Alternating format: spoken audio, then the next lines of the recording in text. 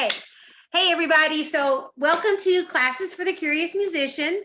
So I just have a few things a little bit of housekeeping to do before I turn it over to our fabulous guest tonight. So, and if I talk like I don't know what I'm doing, it's because I'm also letting people in the waiting room as we speak. If you are not muted, and if your name is not Amy Wilson, mute yourself. You all look muted right now. So, but I just want to say thank you for being here. A lot of you have been to some of these classes, so you will have already heard my spiel. It goes something like this. Hold on. Admit. We noticed that all of our adult amateur musician friends were losing their mojo during all this COVID loveliness. Nobody had rehearsals, nobody had concerts, and people were stopping practicing, and they just weren't really enjoying their music like they should. So we decided to create these to try and spread a little education and a little inspiration and meet each other. And this is our fourth one. They've been fabulous. They are all being recorded. They are all on our Huthmaker Violins YouTube channel. So you can check them out if you haven't seen the first few. And in terms of questions, so some of you already emailed me your questions earlier. If you have a question, throw it in the chat bar. I will interrupt Amy as I need to and throw the questions at her. And we're just going to have a conversation. It's really laid back. So as you know, there's never any charge to come to these things. We just ask that when you speak of Huthmaker violins, you speak kindly. And of course, if you ever need a $200,000 cello, come and see us. So if you have not already, your upper right-hand corner where it says view, put it on speaker view. So whoever's talking gets the big picture. That will be Amy. So, and forgive my camera and everything for looking so wonky and bad. I'm still at the shop. I have no power at home yet. Thank you guys for coming, because I know a lot of y'all have no power today, and we had a hurricane come through. It was lovely. So, all right, I think that's everything. You probably have heard me say in the last few classes that my favorite part of doing this is that I get to schedule all the people that I really think are cool. So, and Amy and I have been Facebook friends for a long time. She's a super conductor. She conducts the Atlanta Philharmonic Orchestra, let's say the whole name. So, and she's really unique for a lot of reasons, one of which is that she's a female conductor, and we're going to talk about that later. And I'm going to turn it over to her and say, welcome, Amy. I'm so glad you're here. Hi, thank you for having me. I'm excited to be here.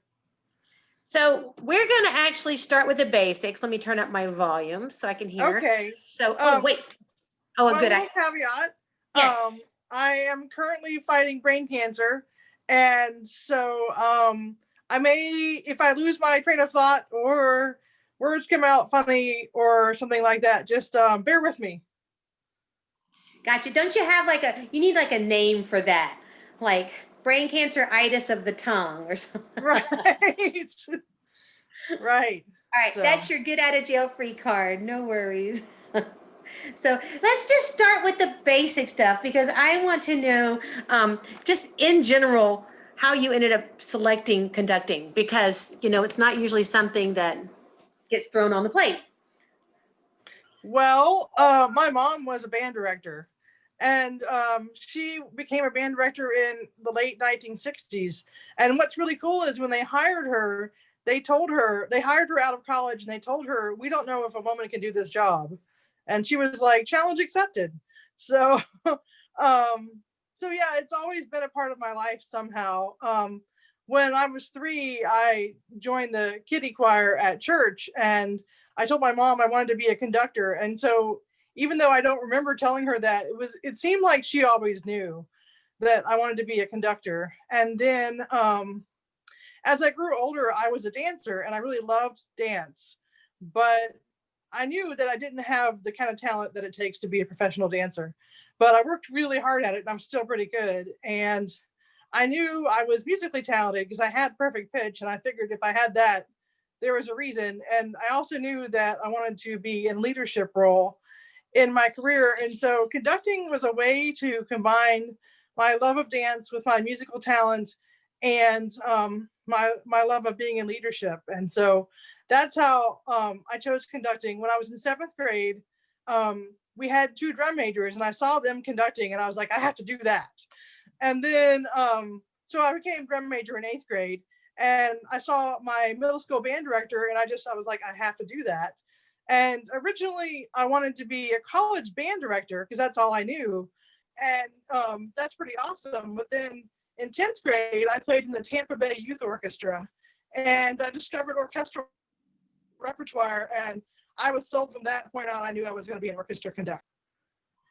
That's cool. Well, I will tell you, after this whole thing is said and done, we will have to talk because I'm pretty sure your mom and my parents had to cross paths at some point. We absolutely did, because your parents were my church music director. Really? Yes, at First United Methodist in Brooksville, Florida. Oh, that's so cool. That was my dad. Well, we'll definitely catch up about that later. That's pretty awesome. So I played clarinet for your dad more than once. well, and I meant to tell everybody, so my parents will be joining at some point. My camera says Dixie Huffmaker, but I'm actually Anna Huffmaker, and their camera probably will say Roland. I don't know what it will say when they come on. But yeah, so they're gonna log on. So we will have to definitely tell him that. So okay, wonderful. so here is something that I know this is going to be a really silly basic question, but it is an Anna question because I went through a period of time where I wanted to be a conductor, and for like a semester and a half in college, and I took classes and everything, and I quit because it just seemed really hard. Is it as challenging as it seems? Absolutely. I will say that the good ones make it look easy. Yeah. And so you'll get a lot of people in professional orchestras who will be like, I can conduct. And you're like, great, go conduct this piece. And they stand up and they're like, oh, this is really hard. I'm like, yeah, it is. It's like mastering an instrument. It's the same level of difficulty, and it takes the same amount of hours and perseverance and hard work and private lessons and all those things that it takes. And what's really frustrating about it is that you don't start learning conducting until you're in college, and so you've almost mastered your instrument, and here you are like starting at step one and baby steps. And so I remember it being very frustrating at first because I wanted to master it right away, and that's not how it works. What was your major instrument when you went to school? My major instrument was clarinet. Clarinet. So for those of you guys that didn't get a chance to see her bio, she went to Cincinnati, and I call it North Texas State because I'm old. University of North Texas. And did you go as a clarinet major? To Cincinnati, yes. Okay. Unofficial conducting. So my official major was clarinet, and they had an undergrad in conducting at that time, but I was discouraged to do it. I think everyone was discouraged to do it, and so I got my degree in performance. But I spent a lot of time in the opera pit, and basically anything I could get my hands on, I put together orchestras and conduct. And I figured out that they wouldn't let the grad students near the opera pit for some reason, but they let me, the undergrad, near. And so every time they needed a conductor for opera, for something that they didn't have a conductor, they called me. And so I got all of this experience conducting opera at Cincinnati. Well, and that's really interesting because I think of conducting an orchestra as, I play the cello. My friend Karen, who's on this call, plays the violin. A conductor the entire orchestra is your instrument, but with opera, you have two levels, and you have you've got all the vocalists and the pit musicians. That to me sounds kind of like a nightmare. I think opera is the hardest. I really think that conducting opera is the hardest because people in the pit they're doing their thing, and the people on stage are doing their thing, and you got to kind of coordinate them all together. And there's, and it's often in Italian or French. And so that's definitely the biggest challenge and for any conductor. And that's why it's so good when you're young to do opera first, because it's so hard that like symphonic seems easy after that. Well, and sorry, I muted myself because we have a train that goes by, and I didn't want you to have to talk over the train. In mentioning that, one of the reasons why I talk about it seeming very difficult, and I did not stay in conducting, was you had to learn. I felt like, you have to learn every instrument. You have to know what they transpose as, how to get a good tone out of each instrument. So with opera, then you had to also add some semblance of understanding of the three languages, the three major languages, and vocal techniques. Yeah, more power to you. Yeah, I mean, just like I'm not going to tell my violin section how to. I mean, I'm not going to tell them the basics of playing the violin because I expect that they know that. And it would be kind of weird if I were to give them fingerings. They're like, "You're a clarinet player. Why are you giving us fingerings?" And I'm like, "They come from Anshaw Brusiloff."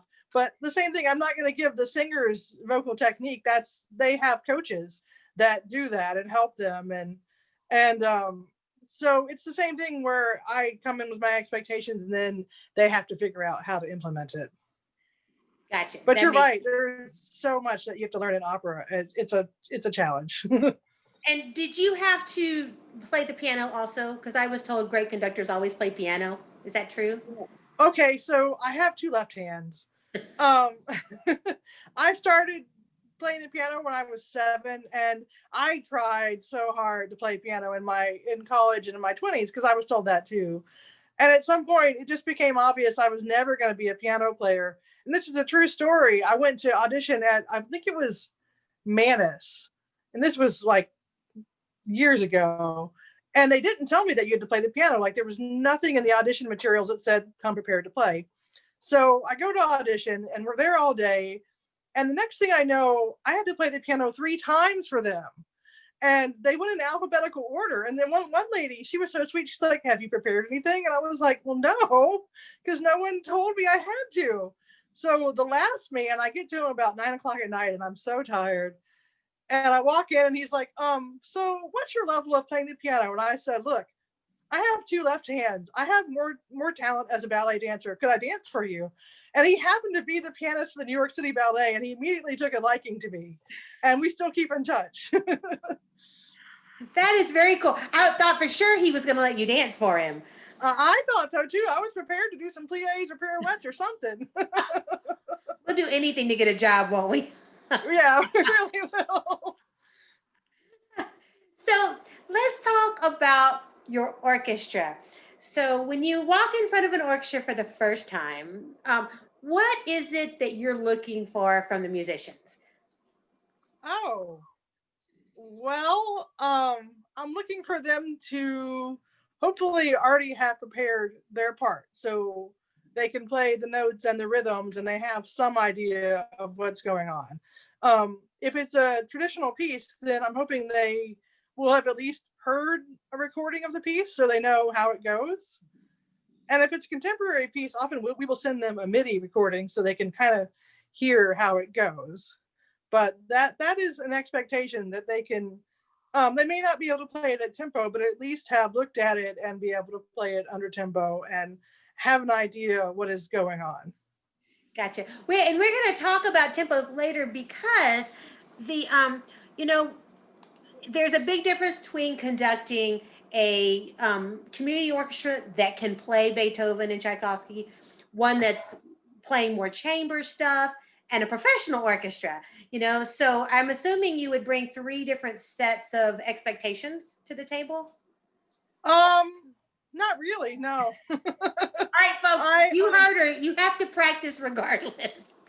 Yeah, I my conducting teacher told me once, um, I had a youth orchestra and I didn't have the right expectations. And he said to me, "You need to ask more out of your orchestra. The more you ask of them, the more they will give from. The more they will give you." And I was like, "Absolutely, I'm going to do that." And so I did it, and immediately, like they rose to the challenge. So, I mean, obviously, I don't expect um, my community orchestra to play at the level of the Atlanta Symphony, but I do expect them to play the right rhythm, and I do expect them to play with passion. And when I program something, I program pieces that I know that we can play either at tempo or close to tempo. Well, that is actually one of our the women that couldn't be on the call and was really bummed out. And she emailed me and asked me to ask you about programming in general, how you approach it and how you select your programming. Oh, sure. Well, it's funny because I think of programming like a Sudoku puzzle. It is a puzzle where you have these little pieces that fit together and you move Mhm. one piece around, then everything else gets weird, and you have to move everything else around too. And I have a spreadsheet for all of that.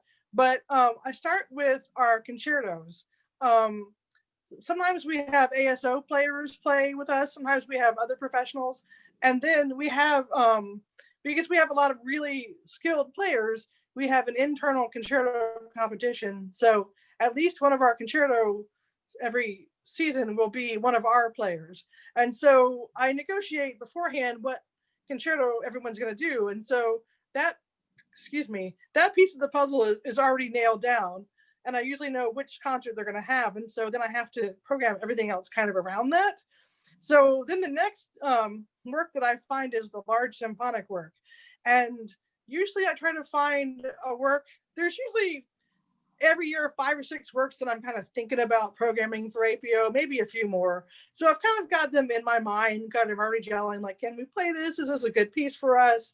Will the audience enjoy it? Do we have the forces? And so I will find a symphonic work that goes with that concerto, and usually there's something they have in common. And sometimes you got to dig a little bit into the composer's history to find out what it is. Like, these pieces were written during the summertime at camp or whatever, and then that becomes your theme. And then I find a shorter piece, because we have short piece, concerto, and then large symphonic work. Not always, but usually that's our format. And so with the shorter piece, we started this year a composition competition, and we're actually going through those submissions right now. And so I really like to do a contemporary work for that shorter piece. And I really enjoy contemporary music, and my orchestra enjoys playing it. We play some really good pieces, and we bring the composers in, and they talk to the orchestra, and they talk to the audience. And we've done actually several premieres. We did a premiere by Olivia Kiefer, and we've done 2 by Stephen Wood.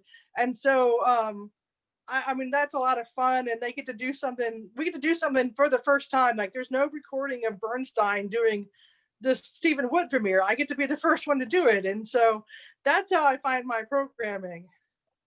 Yeah, that's how I do it. Well, now, and let me ask you, because programming contemporary work, how do you balance that with what the audience usually wants to hear? Because I think of an audience, normally they want to hear Beethoven's Fifth, they want to hear the New World, you know what I mean? Tchaik 5 and 6, whatever. So how do you balance that to keep not only your audience happy, but your own creative juices being fed, so to speak, and your orchestra being challenged? For me, contemporary music is really important because I love Tchaik 5 and Beethoven 5, but if I don't do anything that's new to me, I would get stagnant and bored. And so I absolutely personally need to be doing something that's new to me, whatever it is. And I think it keeps our orchestra on their toes as well. And we know that if you want to hear an amazing Tchaik 5, there's a ton of recordings that you can go and hear. But if you want to hear Olivia Kiefer's piece, you have to come to APO to hear it, or go to our YouTube channel. So I like that. I feel like with the contemporary pieces, it's very important to bring the composer in and to talk to the composer and get knowledge about their piece. And before we do the piece, often we talk about the piece with the audience, or we have the composer talk about with the piece. And we try to keep it brief, but we might even play little snippets of the piece to let them know, okay, so when you hear this is the part about the river, or when you hear this is our, our hero at the top of a mountain, or whatever. So the audience has these little things to look for, and it kind of gives them something to listen for, so they can focus and be present in the music. One of the things that I find really interesting is that contemporary composers in general struggle to get heard because of that same thing. Everybody wants to hear Beethoven's 5, and there's amazing contemporary composers out there. They have to fight for their place in the musical community. And you know what else has to fight for her place in the musical community is a female conductor.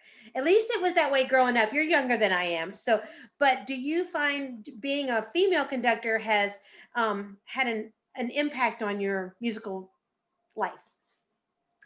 Absolutely. It's funny that you talk this, because one of the things we advocate for at APO is composers from underrepresented groups and soloists from underrepresented groups as well. So 2 seasons ago, we did a concert called, what was it called? Breaking the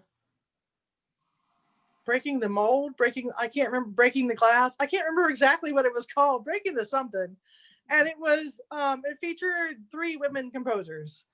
And so I'm looking for the next season that we have after COVID, whenever that is, to do African American composers. So I definitely I feel like maybe when I was younger, I didn't get a lot of support from my profession because I was different. And I'm also visually impaired, so that adds to it. But I turned that around, and now I make sure that other conductors and other composers from underrepresented groups are supported. So I've kind of turned that into a positive thing, and it's become my mission. And I'm really joyful about performing works by different composers. Well, I just want to, as a kind of aside, and usually I would say this at the very, very end, but I've said it. I said it about one of our past clinicians too, and that is that one of my favorite things in this world is when someone's really good at something and they fought to reach their level, and they turn around and they hold a hand out to others rather than yanking up that ladder, so to speak. So that just makes me respect you so, so, so much, because having to fight for your place, it would be a little understandable if you went, okay, I'm not going to help other people, but you're not doing that. So I want to ask you, because I did not know until I read your bio that you were visually impaired. So do you mind talking a little bit about that, and how does that work on a podium and reading a score and that kind of thing? Absolutely, because it is a part of who I am. I think maybe when I was younger, I was discouraged a lot because people didn't understand. They were like, well, we don't think you can do this. And I was like, what are you talking about? I can do anything except drive a car and fly an airplane. Conducting's not on that list, so I'm good. I do everything that everyone else does, but sometimes I do it differently. And there was definitely a learning curve for me. When I first started out in undergrad, I tried to memorize everything I conducted, and that just didn't work for me because I just don't have that kind of brain. So I'm sitting amongst my scores. I might can pull one out. I mark my scores up with colored pencil. Let me see if I can pull one out. Or let me find a good one. Dvorak. Hold on. Here's some Dvorak symphonies. Slavonic dances. Y'all give me a second. So, here we go. The Dvorak 9. So I'll show you an example of a page of a score. Here's one, if you can see it. So I have blue lines where the phrases are, and that's so when I'm conducting, I can look down and I can see where I am really quickly. And then I have here's a good page. Can you see it? Mm-hmm. I have cues marked in colors, and then so that helps me to. I mean, I feel like by the time you've really prepared a score, you know it pretty well. So you should only look down. I tell my students you should only look down once a phrase. So if you've got 4-bar phrases, you're looking down once every 4 bars, and that's why I have the blue line. So I know, okay, I got 4 bars until I look down again. Okay, I got 7 bars until I look down again. So that was how I learned to do scores. As far as cueing people, I have to practice it at home and really make an effort to make eye contact because it's harder for me. In our performance space, we have risers, and it's funny because I have we have someone who conducts when I'm not available due to medical reasons. And last year I said, "Are you going to use the risers?" And he said, "Yeah." And I was like, "But you don't need to." And he was like, "I can't see the brass." And I was like, "Okay, it's not just me." So that really helps a lot. Also, as a conductor, I learned to use my energy to connect with people as well. So it's kind of a different connection. So I do the same thing that everyone else does. I just do it in a different way. And I'm okay with that. Yeah. I love what you just said about using your energy to connect, because I've always, and I thought it was just me, with certain conductors, I could really feel that, and that feeling that it may sound simplistic, but we're in this together. Like we're making music together. And I knew that I was one of 80, but you could feel it and you're being pulled along. And it's a really compelling feeling, I think. It is really powerful. And I feel like if it's a little bit harder to connect with my eyes, I kind of make up for it with connecting with my energy a little bit. And this is, you have to be careful because I will go off on tangents, but that's a pretty vulnerable place to come from, though, when you stand up there and you're opening up yourself, not only because you're the leader and, if things fall apart, you're going to be the one that gets blamed, but you're opening yourself up energetically. That's pretty vulnerable position. So when I was an undergrad, it was really uncomfortable, particularly if I ever conducted without a score. But now you kind of get used to it, and you kind of strangely enjoy it after a while. You enjoy that vulnerability, and it's weird because you'll a lot of times the music, the composers, they had some issue in their life that kind of resonates with something that you're working on in your life, and so like you're kind of working out your stuff at work. You know? I love it. I love it. So, all right. So tell me, speaking of you on a podium and how you approach things, um, you threw a word at me today that I had never heard before. And it is, where does it say? What's the word? Since, Synesthesia. say that again? Synesthesia. Synesthesia. What is synesthesia? Okay, so I think the word means perceiving multiple things, and there's different variations on it, different forms of it. In my case, when I hear a pitch, I see a note. So when I'm in C major, I see a collection of notes, or when I'm in F sharp major, I see a collection of notes. And all of the keys not only have color, but they also have like personality and character. And my mom will ask me like, what's the happiest key, or what's the darkest key, and and all of these things. Also for me, all the numbers and letters have color. So when I'm reading, I see things in color, and then like the months of the year, and the days of the week, and the days of the month. And so I have all of these like color coded calendars in my brain that are how I organize things. Does that now, does that come from something that you did because of your visual impairment, or does that come from like an energetic thing? Like, because for me, D minor does feel like a certain thing. It does not feel like C minor at all. So right. I think some of it maybe because I was visually impaired, my brain just wired itself differently when I was a little kid, like when I was learning the letters and learning music. And definitely some of it's experience, like maybe a certain movie score was in a certain key, or like the Mozart Requiem being in D minor. And so like there's kind of this context that we have for it as well. And I really, as a conductor, I love studying like the context, like different composers, like Beethoven will use E flat for heroic. And I'm like, E flat's light pink. Like I don't get heroic from that, but okay, But like D minor definitely can see that Halloween and blah blah blah. And G major is certainly very happy. And so I really, for me, what key the composer is in, and what keys they transition to, and especially in development sections where they'll take the theme and they'll play it in like 5 different keys. Like that's so interesting to me.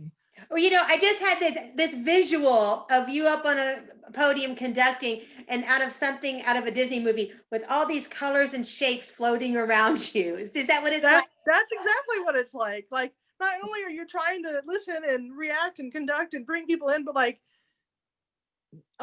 you've got all these colors, and I can actually see the music, and I can see the articulations. And so when it's too short, I can actually see that like the notes are too short, or if it's out of tune, I can actually see like the color bend, and I'm like, that's out of tune or whatever. So I'm literally seeing the music when I'm going along. This is so cool. So one of your Mr. or Mrs. McNeil says you're breaking the barriers. I love that. That's in the chat, because that's totally true. Totally true. So I think that's what the concert was called. I think it was called Breaking Barriers. Oh, maybe that's one of your musicians. So and it was interesting because one of the questions somebody sent was, what goes through your mind when you're conducting? And you just answered that beautifully. Well, it's funny because that's only part of it. There's like body awareness, like am I standing up straight, Mm-hmm. and then there's hearing in your head what's about to happen, anticipating, but then also hearing what the orchestra is playing right now and reacting like, no, that needs to be softer, or hey, no, you need to play louder, or whatever. And then there's this one with the music, and you're just kind of like floating. It's sort of like being in the ocean and just kind of floating in the music. And so like there's so many things going on, and you're kind of going back and forth between all of that at once. Oh, it sounds kind of addictive when it goes well. Absolutely. Yeah. Absolutely. It's been a long time and I need my fix. I would say because of course right now there is no conducting happening. Right. The last concert I did was January 5th. And then I had surgery. And so somebody else had to do Whitaker had to do our February 29 concert. And then we haven't had anything since March. Gotcha. So when you're able to perform again, are you able to get back on the podium now? Or are you still healing? I'm still healing, but that doesn't mean I won't try, because I totally will. Yeah. Oh, totally. Well, hey, even if you had to share the duty with somebody, yeah, definitely. Because like you said, you need your fix. Yeah, I think when the time comes, we're talking about something chamber for Christmas and maybe chamber in the spring. I'll talk to our oncologist and just make sure it's okay with him, and because we're a little bit worried about because I'm immune compromised, how that's going to play out at rehearsal. But if I'm allowed to, I absolutely will do it. Awesome. That sounds awesome. So, all right, I want to go back for a second to the not just the idea of a contemporary piece, but so many of the people on this call we're adult amateurs, and so maybe haven't played every piece of literature out there. So how do you approach an orchestra with a new piece that they're not familiar with? That first rehearsal, you walk out, and I understand that you hope that they've listened to it and all that kind of stuff, but how do you approach it when you first step on the podium? Well, first of all, I want to say that amateur means that you play from a place of love. Yeah, exactly. So that's what it means. I love the fact that the orchestra, like APO, has not played. They haven't played Tchaik 4 yet. That totally works for me, because I've done it with professional orchestras where they've played it 100 times and they're so over it. And you've got to work like so much harder to bring that energy and excitement to them, because like they look at you like, thrill me, lady. And you're like, I am, And APO, they're like Tchaik 4, yes, we haven't played this piece, it's awesome, or whatever piece it is, And so so I definitely our first rehearsal, we try to go through every measure of every piece. Sometimes it doesn't work out that way, but that's our goal. And we usually do it either at tempo or very close to tempo. I don't want to be too mean about it. So, but we do it at tempo or close, and I tell them, go for the rhythm. So if you play the wrong note or you leave out notes, that's okay, because this is the first rehearsal. Play the note on the beat. Play the notes on the beat. Play the note on the downbeat. Play what you can play. And so, and we'll stop and start a few times to pick up people who have gotten lost. Getting the big idea of this target tempo. This is what we're going for.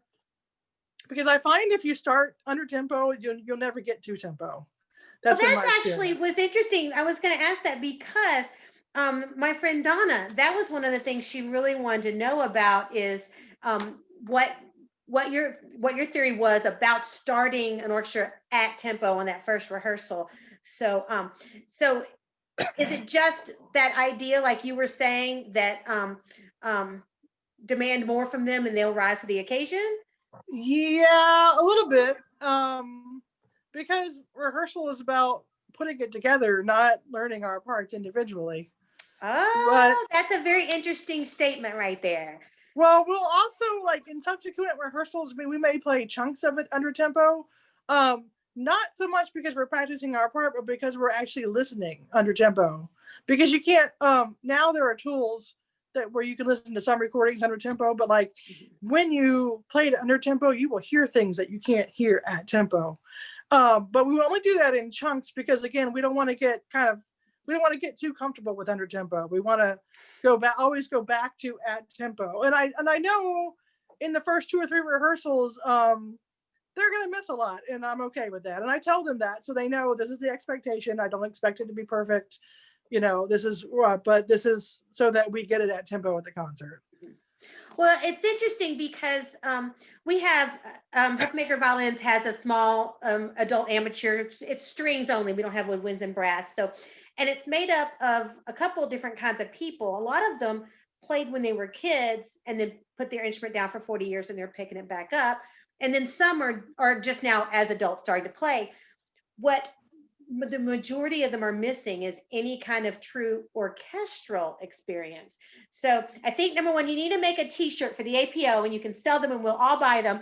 And you put those things on there that we need to know about being in an orchestra. And your statement about rehearsals, about putting it together, not learning it, that would be a really important one, I think. Yeah, that's something we've worked really hard on in the last few years. And I've had people who are guests from other orchestras, and they come and they say, "Oh, this is really a surprise. I wasn't expecting that. You really expect us to know our parts at home." And I was like, "Yeah, I mean, why else are you coming here every Tuesday night? So yeah, I mean, and every situation is different, but that's how we do it." Well, and it's interesting because I do think that's something I think probably every conductor assumes that you're coming prepared. But I have never ever had a conductor say to me in an orchestra, "I assume you've learned your parts." Like it's Well, one I of those don't things assume. unspoken. Yeah, I But think. I cajole. Uh-huh. I think it's important if that's going to be your expectation that we regularly talk about what that means, because I've discovered that a lot of people don't know how to practice, how to learn their part. They think, "Oh, I played it through it at home at tempo," and I'm like, no, that's not what you do. And so we have to talk about how you don't need to waste your time playing the easy parts. Like you can if you want, but you really just want to take the hard parts and play them. Like I'll say to them, I want you to only work on this movement or only this chunk, and I want you to only play it under tempo this week. I do not want you to play it any faster than half tempo. Okay, that's what I want you to do. And so that's a very specific thing. And so we're arming them with the tools they need to be successful. And we're not asking them to learn the whole concert in 1 week. We're asking them to work on this one hard part. And then the next week, we'll pick a different hard part to work on. I love that, like giving us very particular assignment, because that's another thing that I have never had a conductor do. And yes, I've played in professional symphonies, but I've played in a whole ton of community symphonies. That would have been very helpful if they had said, this is what you need to do. So, Right. And we talk about 20 minutes a day. So we're not talking about hours. We're talking about it takes 10 minutes to boil pasta. So pick up your violin and practice this one hard part while your pasta is boiling, and like you can accomplish so much in 20 minutes a day. yeah, seriously, if you do it every day. Yeah, I mean that's all you need. And think of it as your release time, like your time that you give to yourself, that someone else is dealing with the kids if you can, or and it's your time to nurture yourself and feel joyful playing your instrument. I love that. My mom she tells everybody that comes in the shop to practice a little bit every day, but she says practice on the days you eat. Oh. But I will say that's something that the people that are in this meeting right here, we all really understand, and that's what you just spoke to, and that's the idea that playing feeds our soul and our heart. Absolutely. I mean, I tell APO, like, that's why you come here every Tuesday night, because this feeds you on a deep level, and we need this to rekindle um our spark after, especially now during COVID time, which is really hard because we're not having rehearsals, and we're all missing it because we don't have that release or that time that's just for us. Mm-hmm. And we talk about at APO, like, in our leadership, about a lot of our members, like, this is their one night a week. there's just the one night where they've got someone else looking after mom or someone else looking after the kids, and how special this one night is and how we want it to be so special, and we want to be good stewards of our time. I love that, because I can just tell that when you have that last downbeat at the end of rehearsal every week, everybody leaves smiling and laughing. Yeah, and I always tell them, like, every week, like, good rehearsal, we got some great stuff done, have a good week, blah, blah, blah. I always want to leave them on a positive note. Mm-hmm. And I want everyone that's listening to this, raise your hand if you wish every conductor you had ever had been that positive. So, conductors aren't necessarily known for their positive natures. No. So well, let's just say I learned a lot of what not to do in school. Especially, I can imagine in North Texas. Yeah, exactly.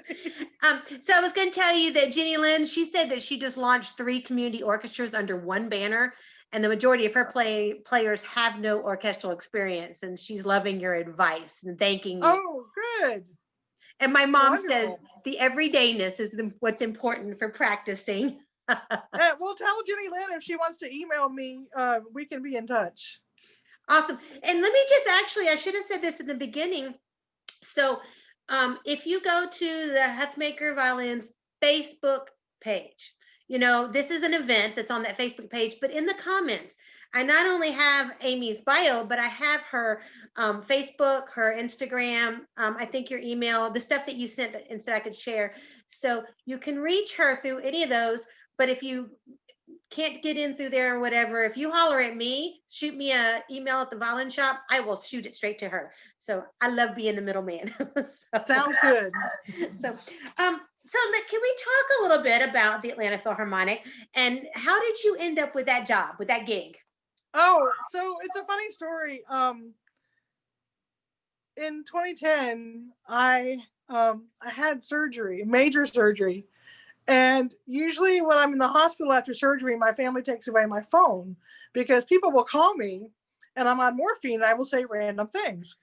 And they stepped out of the room and they forgot to take my phone. And Mirna Ogrizovic, the conductor at the time, called me and said, "Hey, my father's sick. Can you come conduct rehearsals and a concert?" And I didn't know. I knew it was in Atlanta, and I was in Macon, by the way, but I didn't know like when, or I just said yes because my conducting teachers had told me opportunities are hard to come by when you're young. Say yes to everything. And I was like, sure, I can come conduct. I was on morphine. I felt great. I could do anything. And then the morphine wore off and she was not in the country and I was committed to conduct this orchestra. So my parents had arranged some way for me to get to rehearsals 90 miles away. I think they took me to the first 2. And the first 2 rehearsals, I still had tubes in my body. And there are still a couple people in the orchestra that were there and they're like, yeah, we remember. And the first rehearsal, it was interesting. And I was, I tried to get out of it, but I couldn't. And by the end, it was like awesome. Like it was one of the most awesome concerts I had conducted. And so then I kept in touch with them. And then I was in another job somewhere else, and I knew that it was time to transition. And I wanted to live in Atlanta, and I was like, well, I need a reason to live in Atlanta. Otherwise, I should just go back to Dallas. And because my partner, we were living apart. He was living in Dallas, in Denton, Texas at the time. And so I was like, well, if I want to stay in Georgia, I need a reason. And so then I asked the APO if I could be their assistant conductor, and I worked for free for like 3 concerts. They're like, sure, you want to work for free yeah, we'll take that. And then they found I made myself very useful, and they found a way to pay me. And then the conductor, she had to move on to another opportunity, and then I applied for the job. So, and that's how I got it. And 14 seasons, is that right? My guest conductor concert was in 2010, and then I became interim director in 14, and then officially music director in 15. Wow, awesome. So the orchestra's they've had 15 seasons all total. So that first rehearsal when you walked in, besides having tubes in your body and getting over surgery, which is its own stressor, it sounds a little bit like a blind date the first time you meet an orchestra. What do you remember about them, about their energy, about what it was like that night? I don't remember much because because I was in a lot of pain.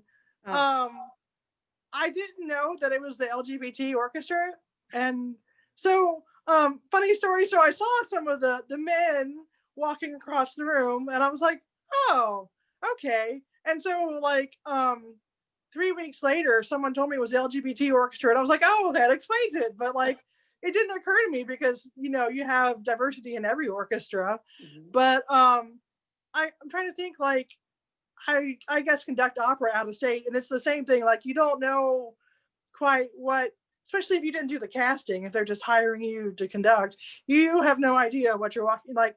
Not only in terms of voices or playing, but you don't have no idea in terms of personalities what you're walking into.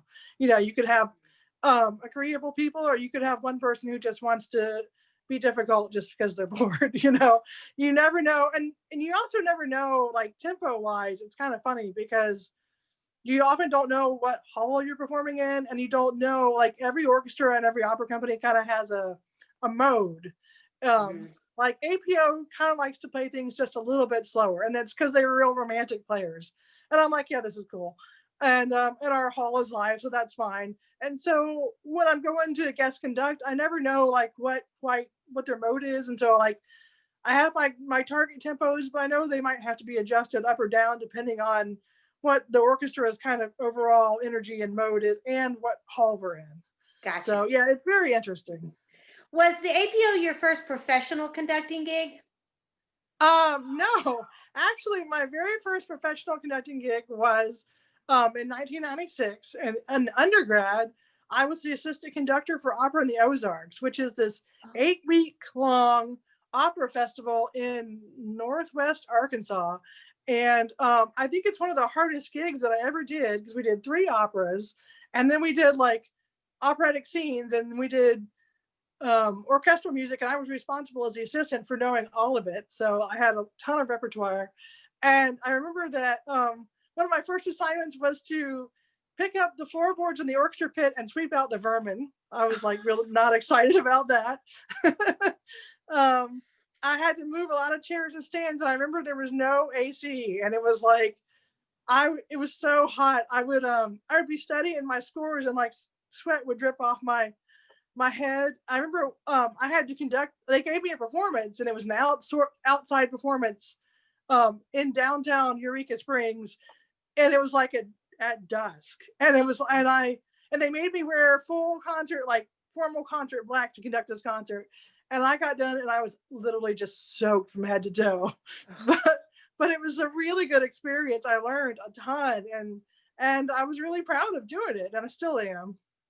I would have been proud too. I can't imagine learning that much literature that quickly. It was hard. It was a challenge. I one day I literally fell asleep like with the score up in my lap. I was just like,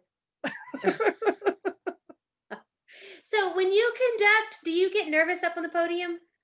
um, not anymore. I don't. What when I was younger I did, but then I'm in my 40s now. I turned 40, and something magical happens when you turn 40 where you stop caring what other people think of you. And it is the best thing for artists and conductors because your artistry just blooms because you stop caring what other people think about you, and you start looking inward, and the only person's opinion of you matters is yours, and maybe the person who signed my check is his matters too. Yes. Or But hers. yeah, right, or hers. It's a him right now, but yes. um but so I discovered in this growth that the only person's experience that I have any control over is mine. I can't control what anybody else thinks of my work, and so I really started focusing on during the concert on my experience and getting inside the music and really becoming one with the music. And then the thinking is that if I'm having a great time, then APO or the opera company will have a great time, and then the audience will have a great time. And I've gotten good feedback, so I think it's working for me.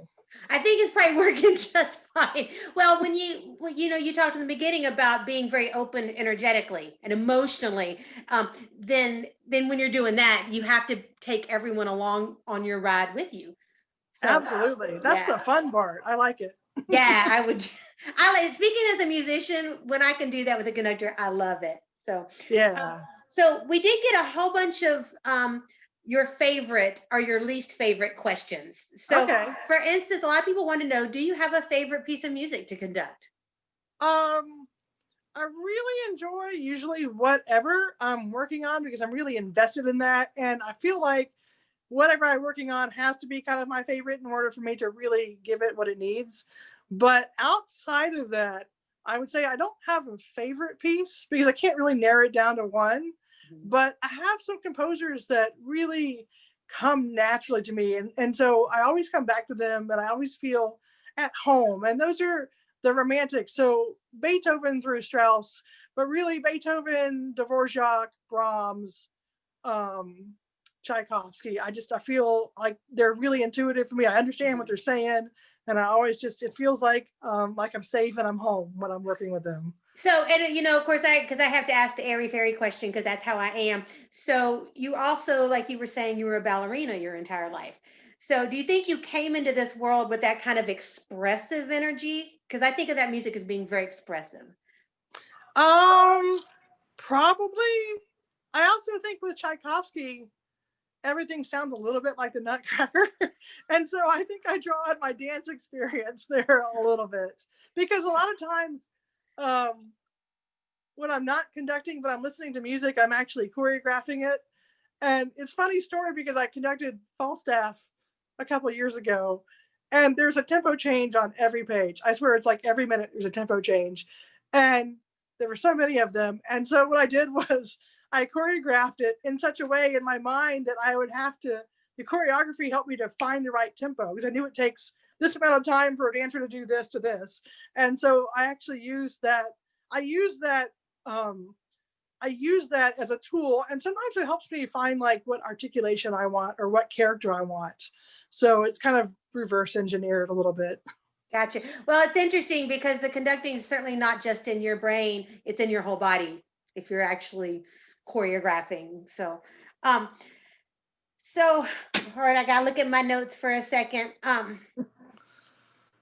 Do you have a most moving memory of a conducting experience?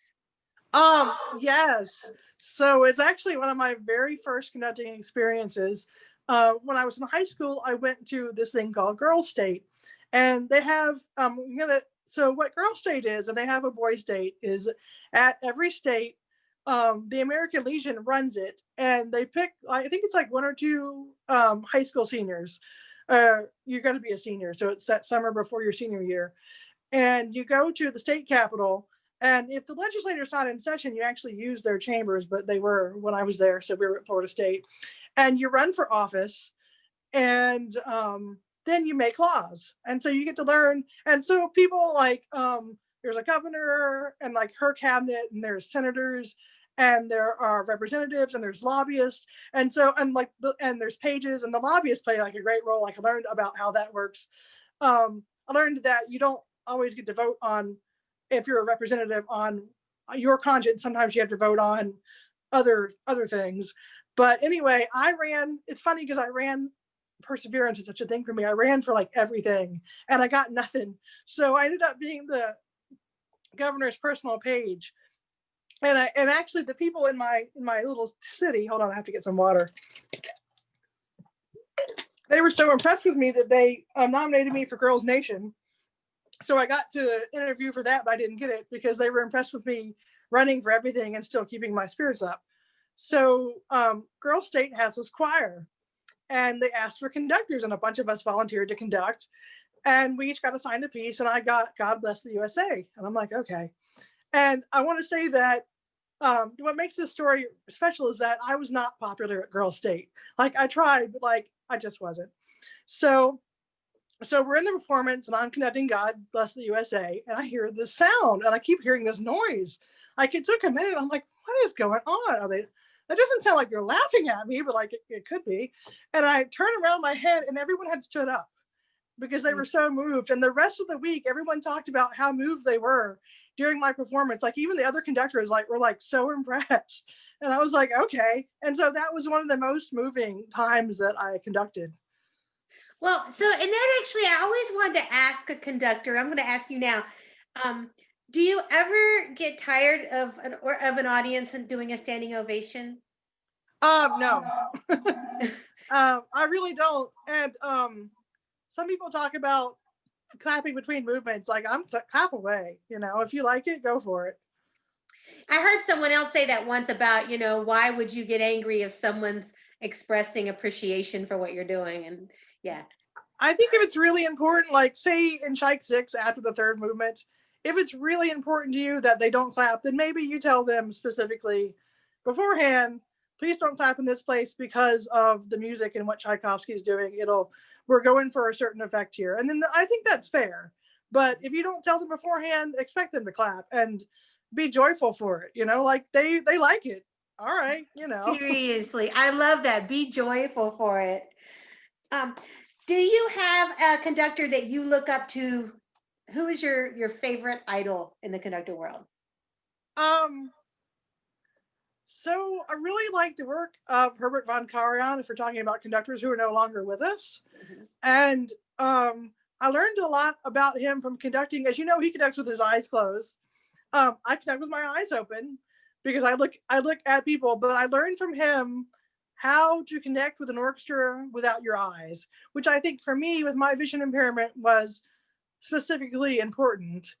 Um, but also I learned from him interpretationally, um, because his music is usually so moving. And like the first time I heard him conduct like a recording of Brahms, I was like, I've never heard it like that before. Like I was like, I didn't have words. Like Brahms Requiem, I think I cried the first time I heard it, and I was like, that's what I want to do.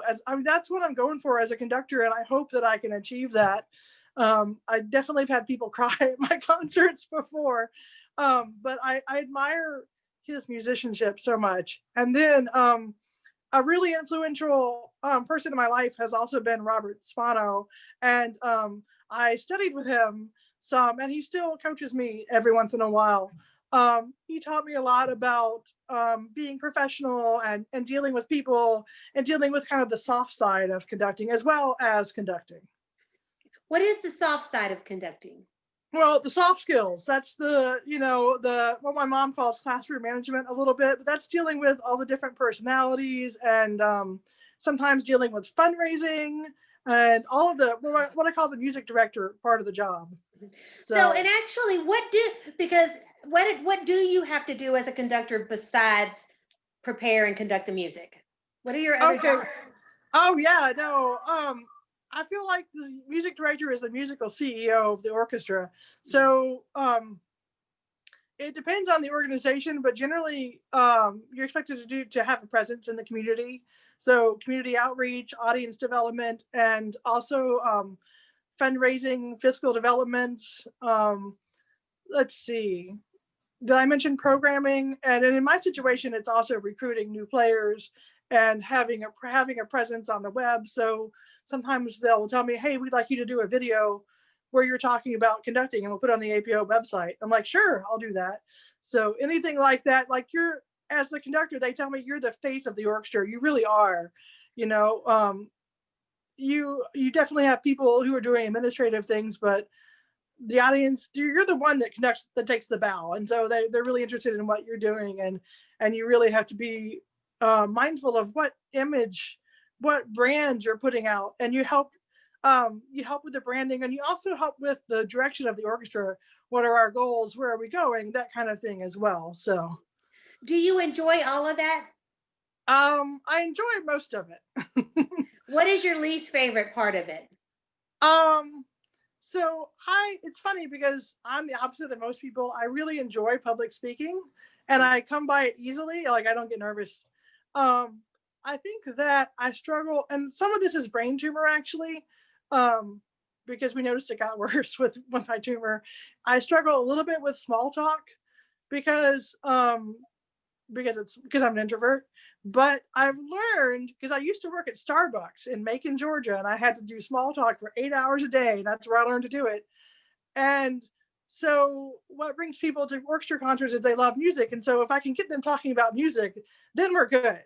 So then I started learning to talk to patrons about music and the orchestra, and so now we have something to talk about, and it's easier. I thought for sure you were going to say fundraising. Well, it's not that I don't like it. I feel like um, you're always learning and growing, and maybe that's one of those areas where I want to continue to grow more and develop more skills in it. Gotcha. Gotcha. Well, it's that kind of stuff I don't think they teach in school of music. They don't teach it at all. They don't teach you how to work with a board, you know. No, they don't teach that. And it's hard. It's tricky. I mean, for everybody. It is because you have to balance all those personalities. Exactly. For sure. So speaking of boards, or in other instances, whoever is your hiring person, do you find that you very often have creative conflict with those people, or is it pretty easy to align with them? I'm going to say that in my case with APO and with the other ensembles I work with too, I'm very blessed. The board we have at APO is made up of players, and they're pretty good about whatever goals I have or I want to accomplish. They support me in that, and so I'm really blessed in that way. And I hear other colleagues talk about things. It's funny because I was texting Spano not too long ago about how I really appreciated him being such a leader in championing new music, and that means that I can do it. And my colleagues are always complaining that their boards don't support them in new music, but my board's like, yeah, new music, yeah, underrepresented composers, this is awesome. And so I'm so blessed to have a board that they support me in what we're doing. That is awesome. So let's go back into the orchestra for a second. Do you have any? I was going to say, do you have any pet peeves when it comes to working with an orchestra? But I'm not sure that's the fair way to put it. Do you have anything that you wish your orchestra musicians knew that would make life easier? Okay,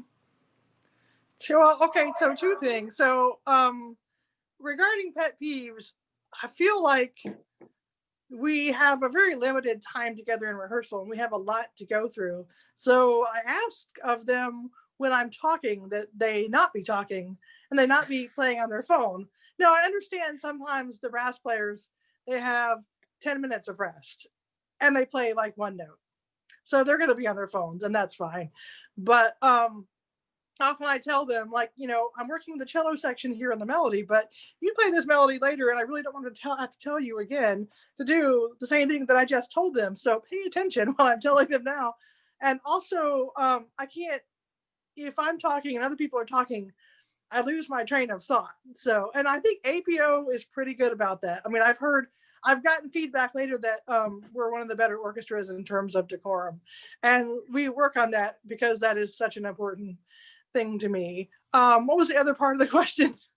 Yeah, just what you wish your orchestra musicians knew that would make life easier. Right. So I wish they knew a little bit more about the composers we're doing and the works we're doing, but we kind of solved that problem by coming to rehearsal and educating them about this is what's going on in Tchaikovsky's life during this time, and this is what this piece is about, and oh, by the way, and this little snippet's in the Russian national anthem, or this is God Save the Tsar, or whatever. And so we kind of, and also with our audience too, I feel like we appreciate music when we know a little bit about it. And I see people like my medical doctors, they'll be like, hey, I love classical music, I don't know much about it. And I'm like, you don't have to know much about it, but if you come to my concerts, I'm gonna take 2 minutes and teach you a little something about it, and listen for this thing, and then you'll know more about it and you'll appreciate it more. Mm-hmm. So that's kind of what we do. Oh, I want to come play in your orchestra. We'd love to have you. So in terms of the adults that you work with, so some are professionals, some are, we all work a day job. But if one of them wanted to try conducting, is it even possible outside of an educational situation? I think it depends on the orchestra. I don't know too many situations where adults have started conducting. I do know a couple, though. So if they wanted to, if someone wanted to learn a little bit, could they call you and have lessons? Absolutely. So, like, because how do you teach someone stick technique? Like, you know what I mean? Because if maybe Well, they never held a baton. right. So there's two different ways. One way is to have someone play piano, and the other way, which is how I was taught, was that you sing and conduct, because your hand and your voice are a little bit connected, and so we'll sometimes use our voice to figure out what we want, and then we'll have our hand figure out how to show that. So singing and conducting, it gives you um, and that way when you do the transitions you have to know how to do the transitions, so it's a little more authentic than say conducting and recording. Mhm. And so that's my, like, when I practice at home, singing and conducting is my preferred way.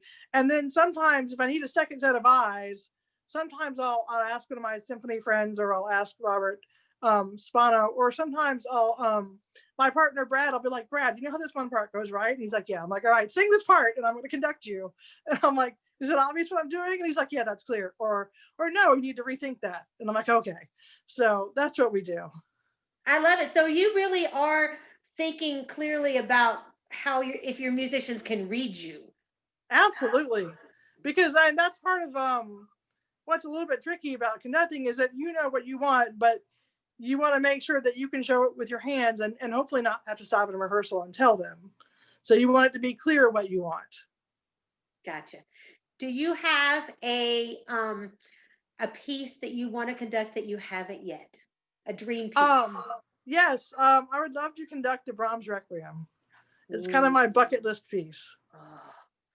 Is that an APO? That's a full orchestra, right? Is Yes. that something you think that y'all will ever do? I hope years from now, I definitely want to do some of the choral or orchestral repertoire.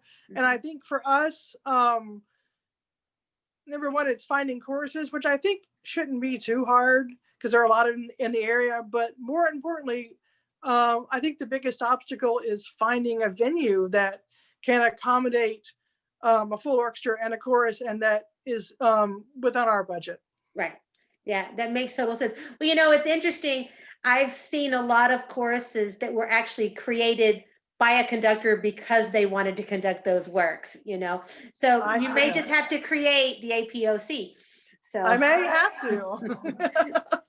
I have found that there's a lot of people out there who love to sing, and there's, you know, so we'll get Yeah, my I mean, I think my goal is to get together 2 or 3 already existing choruses for a performance at some point in time. Mhm. So that would be our first step. But I think the first piece I want to do may be something a little easier. I'm not sure. Gotcha. Well, you've So, got the opera background, so you, right. yeah. So I already know how it feels and how to do it. Mhm. All right, so for our listeners, does anyone have a question that I haven't gotten to yet? Just so I want to make sure if I've missed your question, I really apologize because I'm jumping around and enjoying myself immensely. So, um, Amy, what have I left out that you would like to say or talk about? I don't remember. I do Oh, I have, think you asked me um, one about what would like a young person do if they want to conduct. yeah, yeah, oh yeah. Um, What would you do? What kind of advice would you give somebody? I would say to young people, first of all, learn as much about music as you can on your own. So learn about composers, learn orchestral repertoire, like listen to it so you know how it goes. Go on IMSLP and look at scores and listen to recordings. Um, Learn about the orchestras, the major orchestras in the country, and who's conducting them and what they're doing. Learn as much theory and ear training as you can, and you can do all of that stuff online. And then I would say get as much experience and opportunities as you can. So put it out there that you're interested in conducting, and whenever someone says, "Do you want to conduct?" say yes, whatever it is, and pretty soon you'll get your foot in the door. You know, that's actually one of my life rules. Always default to yes. You know, and the more it scares you, the more you should default to yes. So I think so. Yeah, especially if you're in the hospital on morphine. yeah. I know if I ever want a loan, if I want to borrow money from you, that's when I'm going to do it. When you're in the hospital on morphine. Yeah, sure, whatever. Well, I do love it because you said at the beginning, you said that usually you don't get a chance to start studying conducting till you go to college. But I will say a lot of the high schools where I live, and this is the North Atlanta suburbs, we have people from all over the world actually on here right now. But in the North Atlanta suburbs, a lot of the high school orchestra teachers are giving the kids the opportunity. They're saying, do you want to conduct a piece? And which is so fantastic because they could get so much learning done in the couple of years before they go to college. Well, absolutely. I got to conduct the first time in middle school, my band, but I got to be the student conductor in high school. And I think the high school band director, I remember letting me conduct a piece my senior year on a concert. And so that's a great place to learn to conduct. It's really hard when you're in high school. I remember it was being hard because I just didn't know what I was doing. So I had to kind of do what the director did. But I still learned a ton, and that's what it's all about. So it's when funny. You did, sorry, go ahead. Well, I have a story. It's kind of a horror story, but I'm proud of it now. I think it was my senior year. I was the student conductor, and so you go to concert festival, and after sight reading, you conduct and you get a rating. Mm-hmm. In Florida. Hold on one sec. And so we had not rehearsed our piece very much. Like we'd rehearsed it a little bit. It was definitely underprepared. And we went to the sight reading room and I'm conducting along and the horn players just stopped playing. And in Florida, if you stop in a performance, you automatically get a 2. So I got a 2 as a student conductor in my senior year because we stopped playing because it was really just not prepared. And so it's one of those many badges of honor that I have now. Well, it's a horror story, you said, but it is Halloween, so it's kind of appropriate. Right. And I learned a lot, from the experience. It's kind of interesting because that is one of the things I think about being a conductor. We talked about how the orchestra is your instrument. Here's the difference, though. I have complete and total control over my string bass or my cello. You don't have complete and total control. These are human beings with their own emotions, their own whatever, So there's got to be a certain amount every single time you perform of knowing that it's just not all quite under your control. I don't know a better way to put it. Yeah. Live dangerously. Yeah. Enjoy it. It is part of the joy, especially in opera. I used to usher for the Baltimore Opera when I got out of undergrad, and I used to bring my scores to the opera and sit there. Like once I got done ushering, they would let us sit and watch. And so every night, without fail, there were 5 or 6 near train wrecks. And normal audience, you wouldn't notice because the conductor just handled it and life went on. But I had a score, and so I'm looking, going, "Oh, the soprano's a bar ahead. What is he going to do? How are we going to fix this?" And so, and that's one of the things I love about opera and also concerto as accompanying is that there's this little bit of element of you don't really quite know what's going to happen, and at any time it could kind of fall apart, and yet it's kind of thrilling, in the way that jumping off a bridge would be thrilling, I guess. Oh, it's adrenaline. Yeah, definitely. So, and one of the things that opera taught me as a conductor is when there's almost a train or there is a train wreck, how to pull it together without stopping. Because I had this conducting teacher in undergrad who was like, "Don't stop, keep going, pull it together." So, and that's really been a useful tool. Mm-hmm. So, Bob Lurie wants to know how you managed to be so patient. Hi, Bob. Well, I don't know because I feel like with my brain tumor, maybe that's not where it used to be. But I think it's that when I was younger, I played in ensembles with conductors who weren't very patient.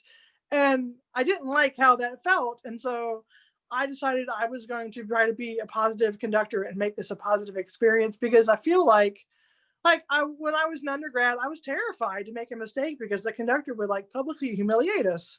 Mm-hmm. And then she would get mad because I wouldn't play a phrase musically. Well, I was terrified.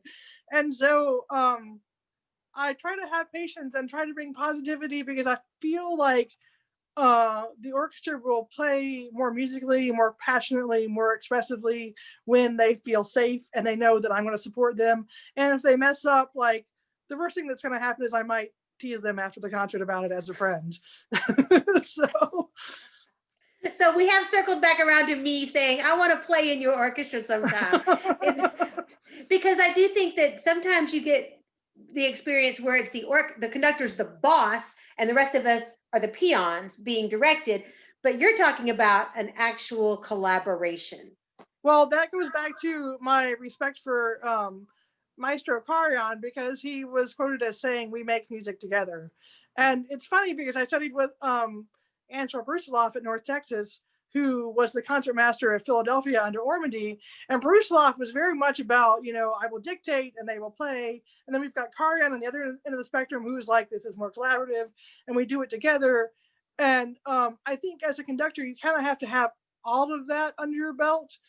But the times when I'm like doing the I dictate, they play thing is when there's like 100 people and it's falling apart. I need to pull it together. Then I have to like definitely take control of the situation. But most of the time, especially if it's chamber music, it's more collaborative. And I want our players to bring something to the table, to bring some artistic ideas to the table, because I can't tell every person in the orchestra how to play every note. Like, it's just not possible. So they have to bring something to the table. And then sometimes what they bring to the table, I like it even better than what I had imagined. I'm like, oh, let's go with that, But that also gets them invested, so they feel like they're a part of the artistic process. Mm-hmm. Well, and speaking of being a part of the artistic process, and this is a great thing to kind of wrap up our whole conversation. What do you say to the adults in your orchestra who wonder if their presence even matters, if it even makes a difference, if they're even contributing to the final product? If you're there on Tuesday night, you're contributing to the final product. I try to talk to everyone in the orchestra individually on a regular basis. I know everyone's name. I try to know where they work. Sometimes I don't know, but I try to know something about them, and I try to have a relationship with everyone a little bit out. So like before rehearsal and after rehearsal and during the break, I try to talk to everyone, and I want them to know, and I tell them all the time, like, thank you for coming and thank you for being a part of this organization. And it's really important what we're doing. And I really appreciate you coming and bringing your enthusiasm. And I really appreciate you practicing. And sometimes we'll have someone who will get upset, and I will tell them, like, hey, you know what? It's just orchestra. Like, no one's going to die. It's okay. Go home, don't pick up your instrument this week, because it's just, come back next week, try it again, and then if you're still upset, then we'll reassess, and then they're usually fine. So that goes back to the orchestra being like your instrument, but just like your instrument, you have to take immaculate care of it. And that includes taking care of all the people that are in your orchestra individually and as a whole. Right, right. Well, and actually, so Betsy was asking, do you actually find a difference when you conduct professional orchestra compared to a volunteer orchestra? I don't. That's a really broad question. I'm not quite sure what she means by that. Well, and she can type more in the chat if she wants. I want to actually narrow that down, because I know your expectations are the same regardless. Do you find dealing with the musicians to be any different? Like, I think professional orchestras, we're pretty jaded. Like you said, like sometimes we don't bring the necessary passion that we're supposed to be bringing. Whereas I've never seen an amateur orchestra that didn't bring passion to it. Yeah, that's true. And sometimes in professional orchestras, you get those people who are like, they're just bored, and so they're like doing stuff to like kind of make you look bad. And you don't really have that, thankfully, in amateur orchestras. I do think that the passion is there, and it's, I don't want to say rawness, but just like this energy of, we've never played this before, and how cool is this? I mean, some of them, when we did Dvorak 9, that was the first time they had actually heard Dvorak 9, and they told me, and they're like, we don't understand what this is about. And then I love to teach and explain, so I explain to them, this is what I think this piece is about, blah blah blah. And they're so into it. They're so cool. They're not bringing a jaded energy to it. And so I like both amateurs and professionals for different reasons. I just love to make music, and I want to make music at a high level, and I don't really care if you're called a professional or an amateur. I don't care what you call yourself. There are a lot of people who are amateurs who have day jobs working for Delta or Coca-Cola, and they play as well as any professional. But they love it. Yeah, for me, I often that dividing line for me is often just about passion. Yeah, I mean, I work with professionals who are passionate as well, and so that's what I don't care what it's called. I want to have a great time. I love it. I love it. Well, I think that's a great place to wrap things up. A couple of things. So I want to just first of all say thank you because again, your willingness to be open and to share about all of this, not everyone is. And we all really appreciate it. If you could see that, they would all be applauding, like everyone's muted like crazy. Thank you. So, and I know that everyone joins me, and we want to wish you the very best of luck in fighting your cancer. Oh, thank you. I know that's not a fun way to spend the year. So cancer and COVID, this is not, but we're all pulling for you with that also. Thank you. It's been rough, but I'm still here. You're still here. Well, and you look amazing. So I didn't put on any makeup for this. You look so beautiful. So thank you. So, all right, reminder to all of you, if you want to send questions or comments, anything to Amy, her stuff is on the Huffmaker Violins Facebook page. This interview will be up on our YouTube channel. Sorry, all the social media is making me crazy. And it usually takes me a couple of days to get it up there, but I'll get it up there. And Amy, the APO may want to put this on their website because it's fantastic. You talk so much about them and how great they are. And Kimberly Collar says, thank you. As the conductor of an amateur string orchestra, you really inspired her. So thank you. That means so much to me. I did. Can I say one more thing? You could say 100 more things. Yeah. We were talking about women conductors, and I really wanted to mention this, that although there have been some challenges as someone from underrepresented groups, it really brings me such joy to know that the work we do now sets the stage for future generations, and it'll be easier. And it's funny because I kind of knew that there were people, younger women conductors, that were looking up to me, but my sister-in-law met this woman that she works with in Florida, and her daughter is in high school and she wants to be a conductor, and she knew about me and knew all about me things. And so I just feel it's so important to know, to help other people up, but also to know that the work we do sets the stage for future generations to have an easier time in what they want to do. Absolutely. Well, and Kimberly Collar says there's older women conductors who look up to you too. Oh, thank you.